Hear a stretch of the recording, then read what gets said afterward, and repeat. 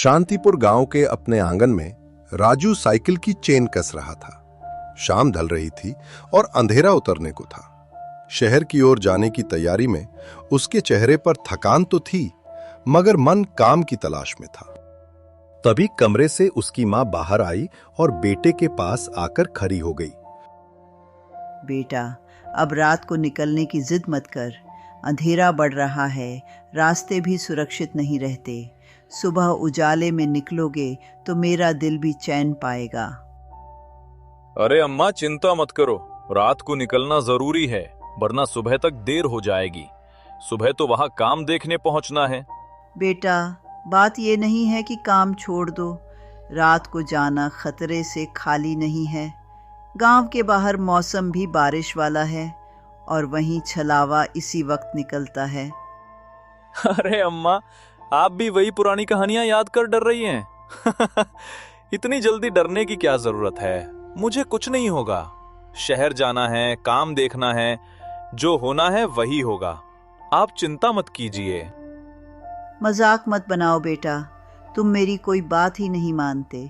तुम्हारे बाबा भी नहीं मानते थे और उस रात वो निकल गए, फिर कभी वापस नहीं आए। अरे अम्मा, आप बहुत चिंता करती हो। बाबा जी तो हमें छोड़कर चले गए और आप अभी भी उनकी बातों को इतना गंभीरता से क्यों लेती हो? मुझे कुछ नहीं होगा, मैं संभल कर जाऊंगा। आप बस परेशान मत होइए। ये कहकर राजू घर से रवाना हो गया।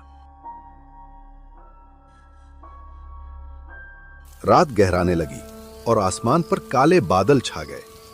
कुछ दूर जाते ही हल्की हल्की बूंदाबांदी शुरू हो गई, जो धीरे धीरे तेज बारिश में बदल गई। गांव के बाहर जंगल पार करते वक्त अचानक उसकी साइकिल की चेन टूट गई। मजबूरी में राजू उतरा और उसे ठीक करने लगता है। अरे यार, अब इसे क्या हो गया? ऊपर से ये बारिश और फिर से चेन की झंझट। हर वक्त यही परेशानी देती है। गुस्सा आ रहा है कसम से। काम निपटा कर लौटूंगा तो इस साइकिल को बेचकर नई ले लूंगा। इस बारिश में भीगने से तो अच्छा है कि कहीं पास जाकर खड़ा हो जाऊं, जब तक ये तेज बरसात थमती नहीं। इतना कहकर राजू पास ही बने एक पुराने शेड की ओर बढ़ा और वहां जाकर खड़ा हो गया। बारिश की बूंदें लगातार टपक रही थी, जिससे चारों ओर एक अजीब सी खामोशी और सन्नाटा घिराया। क्या यार, दिमाग खराब हो गया। ऊपर से ये बारिश और अब साइकिल भी धोखा दे गई। मैं समय पर कैसे पहुंचूंगा? इधर उधर देखा तो आसपास कोई दिखाई भी नहीं दे रहा। सब कुछ सुनसान है। इतने में अचानक पास के रास्ते से बैलगाड़ी के पहियों की चरमराहट सुनाई दी। राजू ने सिर उठाकर देखा तो उसका पुराना साथी सुरेश बैलगाड़ी हाँकते हुए वहीं से गुजर रहा था। बारिश और अंधेरे के बीच सुरेश का आना जैसे किसी उम्मीद की किरण लग रहा था। अरे राजू भाई, तुम यहाँ? वो भी इस तेज बारिश में, इतनी रात को? सब खैरियत तो है ना? क्या हो गया भाई, कैसे फंस गए इस सुनसान रास्ते पर? नहीं यार सुरेश, सब ठीक है। दरअसल मैं शहर जा रहा हूँ, पर ये साइकिल बीच रास्ते में धोखा दे गई। मुझे जल्दी से जल्दी शहर पहुँचना है, नहीं तो काम का मौका हाथ से निकल जाएगा। राजू, यहाँ इतनी सुनसान रात में, ऊपर से ये बरसते बादल, खड़ा रहना बिल्कुल भी सुरक्षित नहीं है। चलो, मैं तुम्हें शहर छोड़ आता हूँ। बैलगाड़ी है, धीरे ही सही मगर सुरक्षित पहुँचा देगी। यार सुरेश, धन्यवाद। मैं भी यही सोच रहा था कि इस हाल में साइकिल से जाना मुश्किल होगा। तेरी मदद सच में मेरे लिए बहुत बड़ी बात है। तेरा ये एहसान जिंदगी भर नहीं भूलूंगा। इतना कहते ही राजू और सुरेश बैलगाड़ी पर बैठकर शहर की ओर निकल पड़े। बारिश अभी भी हल्की हल्की बरस रही थी। अंधेरा और भीगते रास्ते के बावजूद साथ में होने का भरोसा उन्हें आगे बढ़ने की ताकत दे रहा था।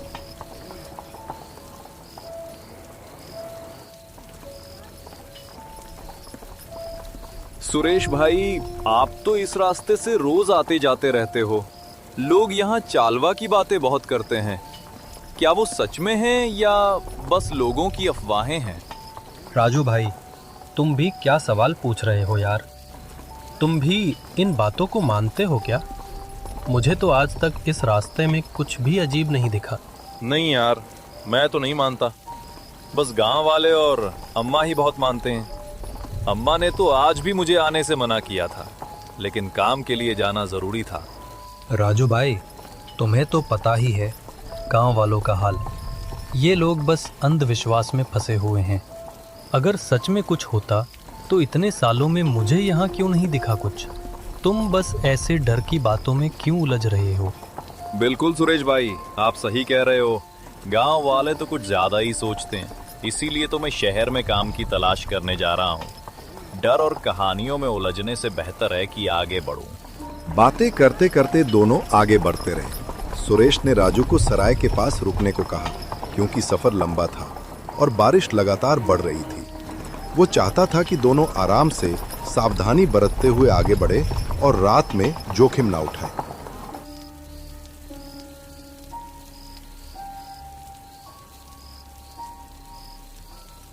सुरेश यार, मुझे कुछ अजीब सा लग रहा है। एक बार फिर सोच लें, क्या यहाँ रुकना सही रहेगा या नहीं?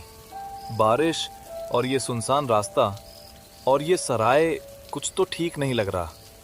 तुम क्या सोचते हो? राजू, तू भी यार गांव वालों की तरफ फालतू सोचने लगा। कुछ अजीब नहीं है यहाँ। सारे सराय तो रात के आराम के लिए ही बने हैं। चिंता छोड़ और आराम से अंदर चल। दोनों अंदर गए और जैसे ही सराय के अंदर पहुंचे, उनका सामना सराय के मालिक से हुआ। भाई, स्वागत है आपका हमारी इस छोटी सी सराय में। इस बरसाती और सुनसान रात में आप कहाँ से आ रहे हैं?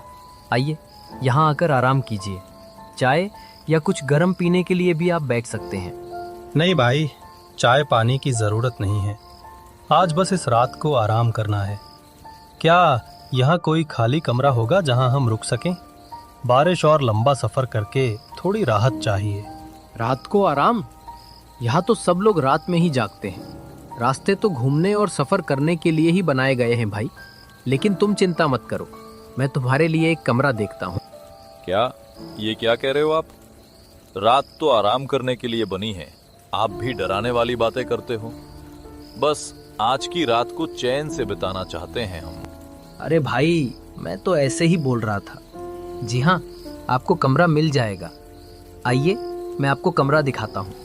थोड़ा आराम कर लीजिए, बारिश और सफ़र की थकान उतर जाएगी।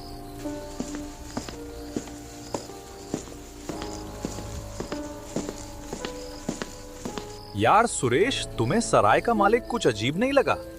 मुझे तो उसकी बातें ही थोड़ी अजीब लगी। ऐसा लग रहा था जैसे वो मन ही मन कुछ छुपा रहा हो। तुमने भी कुछ नोटिस किया क्या? नहीं राजू, आजकल कई लोगों को वैसे ही मजाक करने की आदत होती है। मैं यहाँ के रास्तों और लोगों को अच्छे से जानता हूँ। कुछ भी डरने या संदेह करने की ज़रूरत नहीं है। बस आराम करो और चिंता मत करो। हाँ भाई, बिल्कुल। मुझे लगता है मैं कुछ ज्यादा ही सोच रहा हूँ। गांव वालों की चालवा की बातें मेरे दिमाग में बार बार आ रही हैं और ये सुनसान रास्ता देखकर डर और बढ़ जाता है। अरे भाई, इसमें तुम्हारी गलती नहीं है। मैं भी जब पहली बार इस सुनसान रास्ते पर आया था तो मुझे भी ऐसा ही लगा था, लेकिन बाद में सब ठीक हो गया। तुम भी आराम करो, सब कुछ सामान्य है। चलो, कोई बात नहीं भाई, अब बस आराम करते हैं। कल सुबह सब ठीक से देख लेंगे। थोड़ी देर सोकर मन और शरीर दोनों को राहत मिल जाएगी। इतना कहते ही वो दोनों सो जाते हैं। सोते ही राजू सपने में चला जाता है। सपने में राजू खुद को एक तालाब के किनारे लेटा हुआ पाता है। वो उठता है और चौंक जाता है। जैसे ही वो तालाब के पास नाव के पास जाता है, उसे आवाज आती है, राजू, अंदर आ। मेरे पास तालाब में उतरा। हाँ, आजा राजू, देख, यहां सब तेरे लिए है। कोई नहीं रोकेगा तुझे। आजा राजू, अंदर आजा। कौन है तू? बार बार मेरा नाम क्यों ले रहा है? अगर हिम्मत है तो सामने आकर दिखा। छुपकर आवाज देने से कुछ नहीं होगा। मैं जानना चाहता हूं आखिर तू चाहता क्या है मुझसे। जैसे ही राजू भागने के लिए पीछे मुड़ता है, अचानक एक अदृश्य शक्ति उसे पकड़कर पानी की ओर खींचने लगती है, लेकिन उसका शरीर तालाब की तरफ खिंचता चला जाता है। घबराकर वो जोर से चिल्लाने लगता है। तभी अचानक सुरेश राजू के पास आता है और उसे उठाने की कोशिश करता है, राजू सपने में बड़बड़ा रहा था। क्या हुआ राजू, तू ठीक तो है? कोई बुरा सपना देख लिया क्या? तू तो सपने में ही बोलने लगा था। क्या देख लिया भाई तूने जो इतना डर गया? सुरेश भाई, ये सपना था, पर मुझे तो सब बिल्कुल असली लग रहा था। पानी, आवाजें, सब मेरी आंखों के सामने जैसे सचमुच हो रहा हो। भाई, इतना डरावना सपना मैंने आज तक कभी नहीं देखा। ऐसा लगा जैसे कोई सच में मुझे खींचकर ले जा रहा हो। तुमने जरूर कोई बुरा सपना देखा होगा। कभी कभी सुनसान रातों में जब हमारे मन में डर होता है तो ऐसे सपने आते रहते हैं। लेकिन चिंता मत करो राजू, कुछ नहीं होगा, सब ठीक है। बस ये सपने ही तो हैं। सुरेश भाई, कृपया चलो यहाँ से। चाहे सपना हो या हकीकत, मुझे ये जगह ठीक नहीं लग रही। कृपया अब हम यहाँ से निकलते हैं। वैसे भी बारिश अब रुक चुकी है, तो निकलना आसान होगा। अरे राजू यार, तू एक सपने की वजह से आधी रात को जाने की बात कर रहा है? यार, ये तो सिर्फ सपना ही था। आज रात यहीं रुक जाते हैं, कल सुबह निकलेंगे। इतना डरने की क्या जरूरत है? भाई, मैंने यहाँ नहीं रुकना। देख, मुझे ये जगह बिल्कुल ठीक नहीं लग रही। तुम मेरे साथ चलोगे या मैं अकेला ही जाऊं? मुझे अब यहीं से निकलना ही सही लग रहा है। सुरेश की बात मानकर राजू ने भी हाँ कर दी। पूरी रात दोनों सराय में साथ बैठे रहे। सुबह होते होते दोनों सराय से निकल पड़े। अभी हल्का अंधेरा था।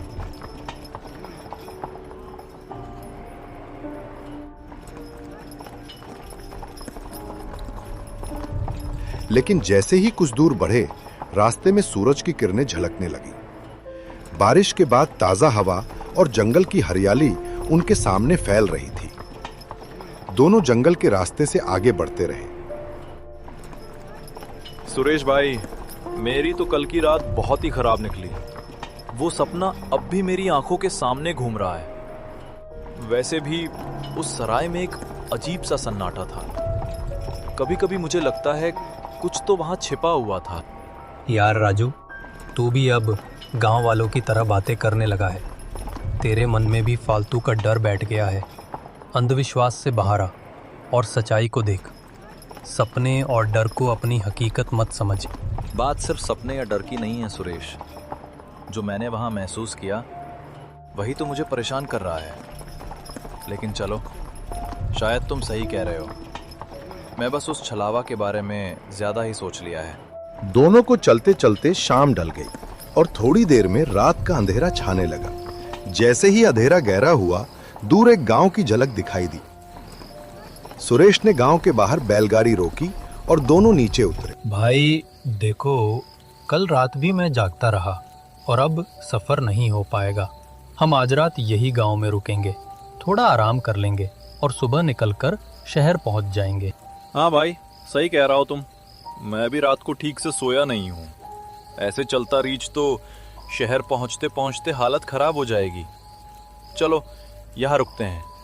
अंदर जाकर चक्कर लगाते हैं। कहीं रुकने की कोई जगह मिले तो वहीं ठहरेंगे। यार भाई सुरेश, इस गांव में तो मुझे कोई इंसान दिखाई ही नहीं दे रहा।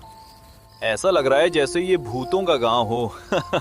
सब तरफ सन्नाटा है। राजू भाई, डर मत। ये गांव हमेशा से ऐसा ही सुनसान रहा है। भूत प्रेत की बातें सिर्फ अफवाहें हैं। चलो आगे बढ़ते हैं और कोई जगह देखकर रुकते हैं। वे दोनों गांव के अंदर बढ़े। चारों तरफ सन्नाटा पसरा हुआ था। सिर्फ हवाओं की सरसराहट सुनाई दे रही थी। थोड़ी दूर जाकर वे एक चौपाल के पास खड़े हो गए। तभी वहां गांव का एक बूढ़ा आदमी धीरे धीरे उनके पास आया। मुसाफिरों, तुम कहां से आ रहे हो रात के समय? ऊपर से बारिश भी होने वाली है। ऐसी रातों में बाहर नहीं निकलना चाहिए। बहुत सी चीजें दिखती हैं लेकिन असल में होती नहीं है। सावधान रहो, इस गांव में हर कोना कुछ कहता है। काका, हम तो बस रात गुजारना चाहते हैं। हम शांतिपुर गांव से आए हैं और शहर जा रहे हैं। कल रात से ठीक से सोए नहीं हैं। सोचा यहाँ रुककर थोड़ा आराम कर लें। बस यही हमारा मकसद है। काका, आप तो डराने वाली बातें कर रहे हैं। जो हमने देखा, क्या वो सच में नहीं है? हम रात से ठीक से आराम नहीं कर पाए। कृपया हमें रुकने के लिए कोई जगह बताइए।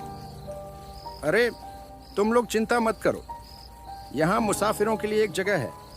आओ, मैं तुम्हें वहाँ ले चलता हूँ। लेकिन याद रखना, हर चीज पर यकीन मत करना।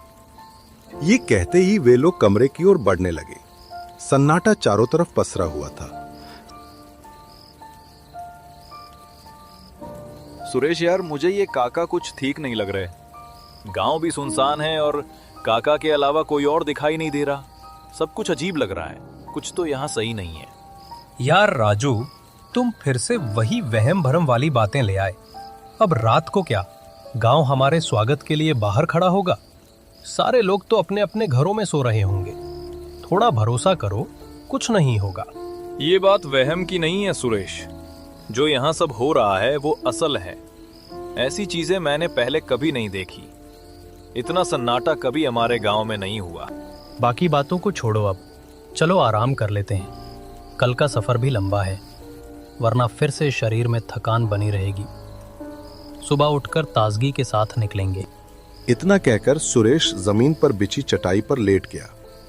थोड़ी ही देर में उसकी सांसों की आवाज गूंजने लगी, मगर राजू अब भी बैठा था। उसके मन में अजीब सी बेचैनी थी, जैसे कुछ होने वाला हो। तभी बाहर से अचानक एक कांपती हुई आवाज सुनाई दी। आवाज, कोई है क्या?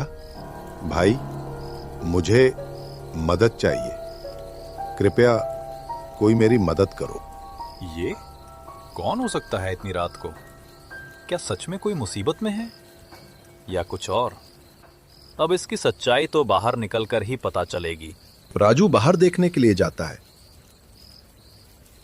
पर उसको बाहर भी कोई नजर नहीं आता। उसे लगता है शायद उसे फिर से कोई वहम हो गया। वो वापस कमरे की ओर आता है तो देखकर चौंक जाता है। वहां अब कमरा नहीं था। वो उसी तालाब के किनारे खड़ा हुआ था जो तालाब उसने सपने में देखा था। तभी अचानक तालाब के पानी की सतह के ऊपर चलावा अपने असली रूप में खड़ा होता है। कौन हो तुम? मेरा दोस्त सुरेश कहाँ है? और ये जगह, यहाँ तो गांव था। क्या मैं फिर से कोई सपना देख रहा हूँ या सचमुच मुझे ही वहम हो रहा है? अरे ओ मूर्ख, तू अब भी नहीं समझा? ये सब तेरे दोस्त सुरेश का ही किया धरा है। वो मेरे लिए शिकार ढूंढ कर लाता है और मुझे सौंपता है। इस बार उसने तुझे चुना है, अब तू मेरा है। आजा मेरे पास, अब यहाँ से बचकर कहीं नहीं जा सकेगा। मुझे माफ कर दो, मैंने तुम्हारा क्या बिगाड़ा है? कृपया मुझे जाने दो, मुझे मत मारो, मैं तुम्हारे सामने हाथ जोड़ता हूँ। छलावा अपने हाथों को आगे बढ़ाता है। राजू जमीन से ऊपर उठने लगता है और फिर अचानक एकदम से दोनों गायब हो जाते हैं। राजू हमेशा के लिए गायब हो जाता है और सुरेश छलावा के लिए अगला शिकार ढूंढने निकल पड़ता है। कहानी अभी खत्म नहीं हुई, अभी तो बस शुरुआत है।